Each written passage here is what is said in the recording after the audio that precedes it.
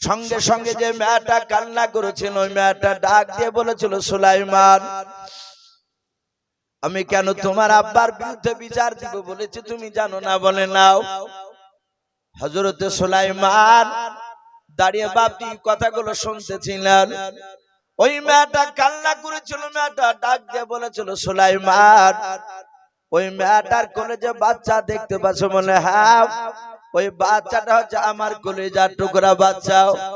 সুলাইমান ডাক দিয়ে বলেছিল, মা, তোমার বাচ্চা তো মেয়েটার কোলে কেন? ওই মেয়েটা কান্না করিতে করিতে বলেছিল, বাবা সুলাইমান, এই কারণে তো আমি বলেছি তোমার আব্বা ন্যায্য বিচার করে দিতে পারে নাই। সুলাইমান বলল, মা, তুমি গোটা ঘটনাটা তুমি একটু আলোচনা করো আমার সঙ্গে, কেন ওই বাচ্চাটা ওই মেয়েটার কোলে আছে বলো। সুলাইমান আলাইহিস সালামকে ডাক দিয়ে মেয়েটা বলেছিল, বাবা, ওই বাচ্চাটা নিয়ে আমি রাস্তা দিয়ে মরুভূমির ময়দান দিয়ে চলে যাচ্ছিলাম। রৌদ্রের সময় শরীর ক্লান্ত হয়ে গিয়েছিল রে বাবা। আমি অনেকটা মরুভূমির ময়দান পার হয়ে যাওয়ার পর যখন একটা বাগান পার হচ্ছিলাম, ওই বাগানে একটা গাছের ছায়া তলে আমি বাচ্চাটা নিয়ে শুয়ে গিয়েছিলাম। ওই মেয়েটা আমার পেছন পেছন হেঁটে হেঁটে যাচ্ছিল রে বাবা। আমার বাচ্চা নিয়ে শুয়ে দেখা দেখে মেয়েটা পাশে শুয়ে পড়লাম। আমি বেশ কিছুটা আমি নিদ্রায় ছিলাম, ঘুমিয়ে ছিলাম। ঘুম থেকে জাগার পর আমার কলিজার টুকরা সন্তানকে আমি যখন ধরলাম, ওই মেয়েটার ঘুমটা ভেঙে গেল। মেয়েটা ঘুম থেকে জাগার পর তার নয় আমার ছেলেকে জোরে ধরলাম। আমি বললাম, বোন, তুমি আমার ছেলে কেন তুমি ধরেছো? বললাম। মেয়েটা বলেছিল, বোন, তোমার বাচ্চা নয়, বাচ্চা আমার। দুজনার মধ্যে ঝামেলা শুরু হয়ে গেল রে বাবা। ওই মেয়েটা চিৎকার করে বলেছিল, বোন, এইভাবে দুজনায় ঝামেলা করে মীমাংসা করা যাবে না। বলে, কেমন করে মীমাংসা আনা যাবে? বললাম।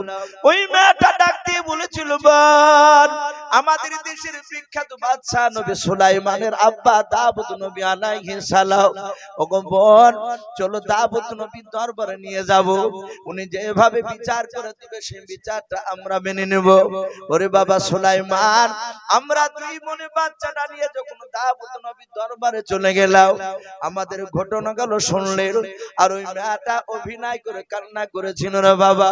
ওই অভিনয়ের কান্না তোমার আব্বা বুঝতে পারে নাই, তাই শুনে নাও, আমার কলিজার টুকরা বাচ্চা ওই মেয়েটার পাওনা করে দিল, ওই মেয়েটা পেয়ে গেল। এটা ন্যায্য বিচার করে দিতে পারে নাই, আমার বাচ্চাকে দিয়ে দিল।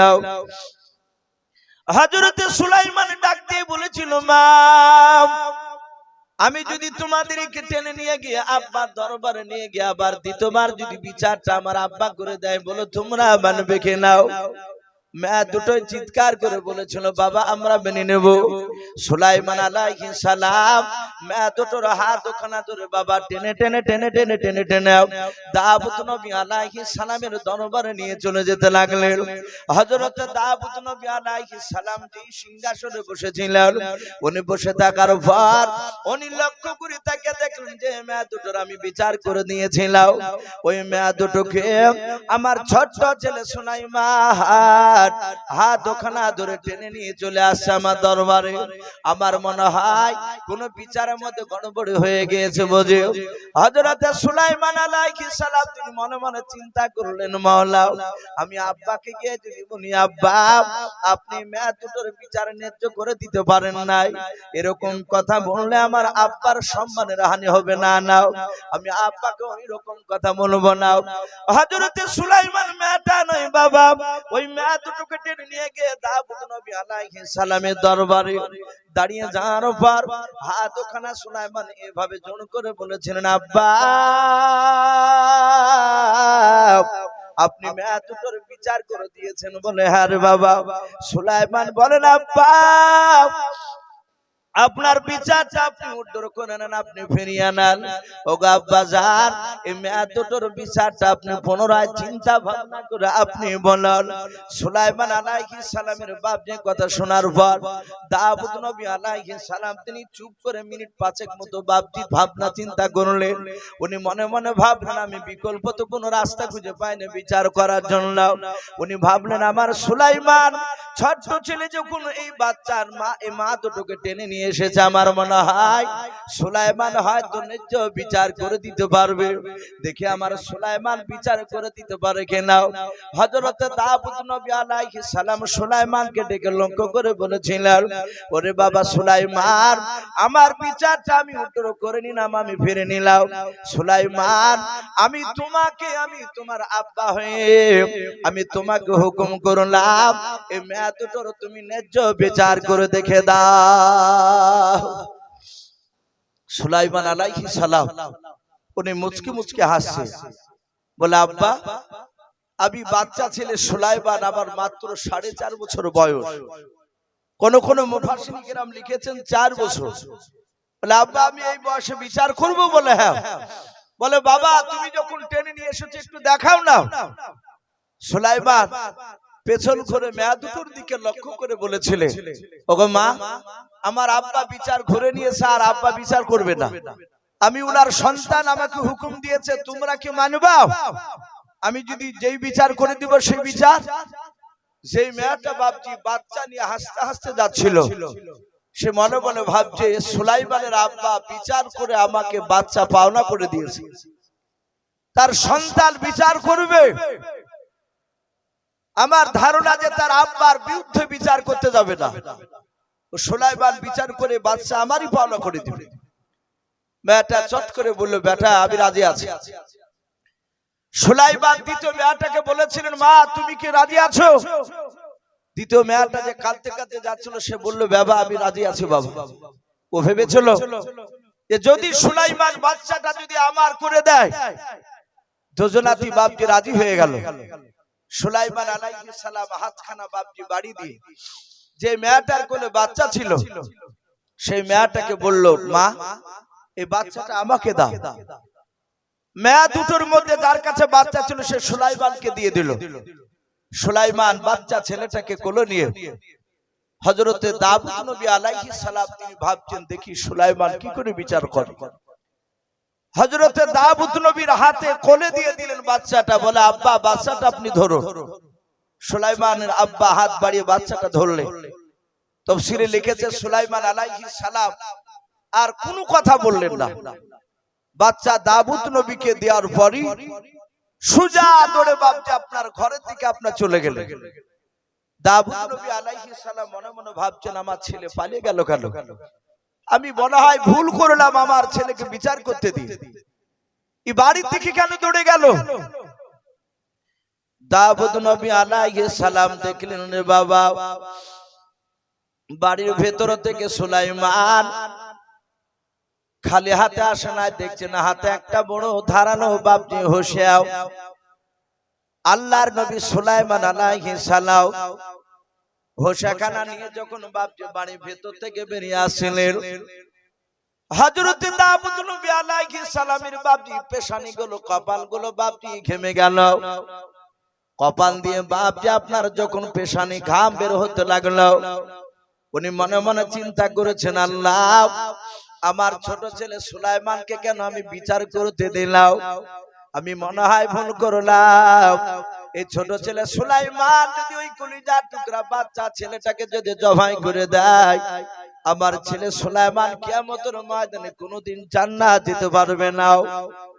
হযরত দাউদ নবীর চেহারা দিয়ে বাপজি ঘাম ঝরছে। সুলাইমান আলাইহিস সালাম বুঝতে পেরেছেন আব্বা চিন্তিত অবস্থায়। ডাক দিয়ে বলেন, আব্বা চিন্তা করবেন না। সুলাইমান হাত দুখানা বাড়িয়ে বলেন, আব্বা বাচ্চাটা আমার কোলে দিয়ে দাও। সুলাইমান বাপজি বাচ্চাটা কোলে নেওয়ার পর মেয়ে দুটোর সামনে গিয়ে বাপজি মাটিতে শুয়ে দিলেন। বাচ্চাটা মাটিতে শুয়ে দেওয়ার পর হযরত সুলাইমান আলাইহিস সালাম ডান হাতে বাপজি হোসেখানা ধরে আছে।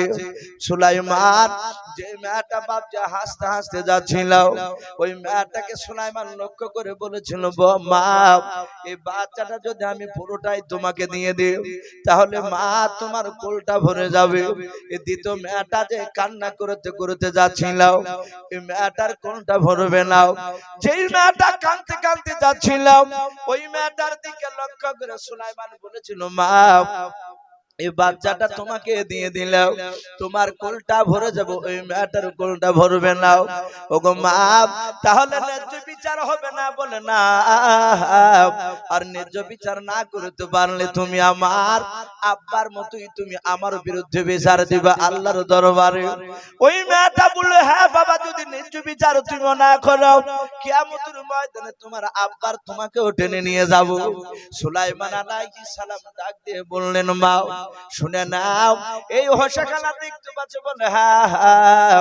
সুলাইমান ডাক দিয়ে বলল, মা এই বাচ্চাটার দুই পায়ের মাঝখানে হোসাখানা বেঁধে দিও, আমি তাজা জিন্দা অবস্থায় ফড়ফড় করে ফেড়ে ফেলবো। অর্ধেকটা তোমাকে দিব, অর্ধেকটা তোমাকে দেব, দুজনার মধ্যে সমান সমান করে ভাগ হয়ে যাবে, এর ন্যায্য বিচার হয়ে যাবে। বলো মা, তোমরা মানবা কি নাও? বলো আমি এক্ষুনি জবাই করে দিব, নিবে কি নাও? যেই মেয়েটা বাপজি প্রথমে বাচ্চা নিয়ে হাসতে হাসতে যাচ্ছিল, ওই মেয়েটা ডাক দিয়ে বলে, সুলাইমান জবাই করে দিলে আমি মানতে রাজি আছি তোমার বিচার। হযরত সুলাইমান আর কিছু না বলে বাবা হোসাখানা দুই বাচ্চার নয়, এক বাচ্চার দুই পায়ের মাঝখানে বেঁধে দিয়ে টান মারে ফাটতে যাবে রে বাবা। আর যে মেয়েটা বাপজি কাঁদতে কাঁদতে যাচ্ছিল, বলেছিল, সুলাইমান তোমার আব্বার বিরুদ্ধে কিয়ামতের ময়দানে আমি বিচার দিব। তোমার আব্বা ন্যায্য বিচার করে দিতে পারে নাই। ওই মেয়েটা বাপজি সুলাইমান আলাইহিস সালামের বাবা পা দুখানা বাপজি আপনার জুড়ে ধরে বলেছিল, ওরে সুলাইমান আমি তোমার আর তোমার আব্বার বিরুদ্ধে আমি কিয়ামতের ময়দানে বিচার দিব না রে বাবা। আমি তোমার পা দুখানা ধরে বলি, বাবা আমি তোমার ন্যায্য বিচার পেয়ে গেছি বাবা, আমার ছেলেকে তুমি জবাই করো নাও। সুলাইমান বাপ যে ডাক দিয়ে বললো, মা কেন জবাই করবো নাও? ও মা তুমি কি নিবা না? অর্ধেকটা বাচ্চা না ন্যায্য বিচার হবে না। ডাক দিয়ে বললো, বাবা আমি অর্ধেকটা নিব না, আমি তোমার ন্যায্য বিচার পেয়ে গিয়েছি।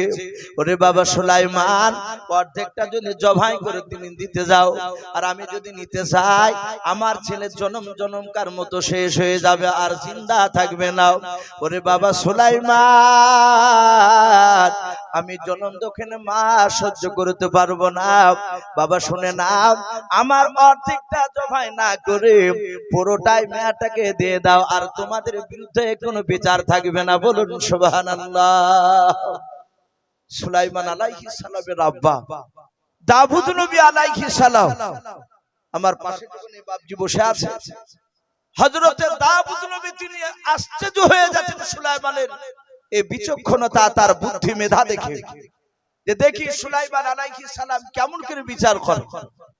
হযরত সুলাইমান আলাইহিস সালাম হোসাখানা বাপজি টান মেরে ফেলে দিয়ে বাচ্চাটা দুই হাত দিয়ে তুলে যে মেয়েটা জবাই করতে বারণ করেছিল সেই মেয়েটার কোলে দিয়ে বলল, আব্বা এই মেয়েটারই হচ্ছে প্রকৃতি বাচ্চা।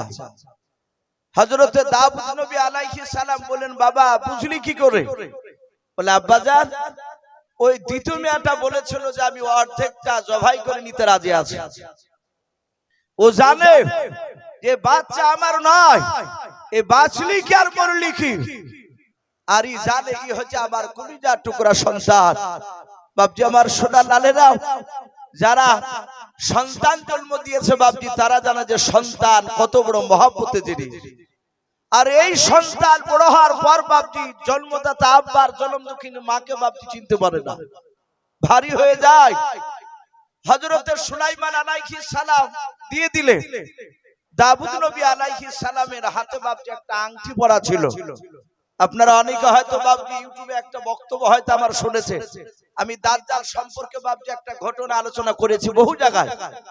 সেখানে বাপজি একটা দাব্বাতুল আরদ বলে একটা জানোয়ার মারওয়া পাহাড় থেকে বাপজি কিয়ামতের আগে চৌচির হয়ে যাবে, ফেটে যাবে, ওখান থেকে একটা জানোয়ার বেরিয়ে আসবে।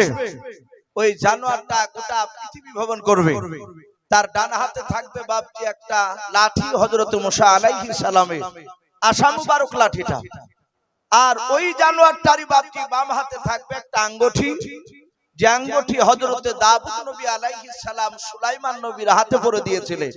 এই বিচারটা দেখে সম্মানিত ভাইরা আমার, বাবা জীবনেরা, এ নবী সুলাইমান আল্লাহ এত জ্ঞান দিয়েছিলেন এই সুলাইমান আলাইহিস সালামের ব্যাপারে বলা হয়েছে যে উনি ছোট্টবেলায় ওনার আব্বার দুটো বিচার করা বাপজি বিচারকে উনি পুনরায় ঘুরে দেখে দিয়েছে।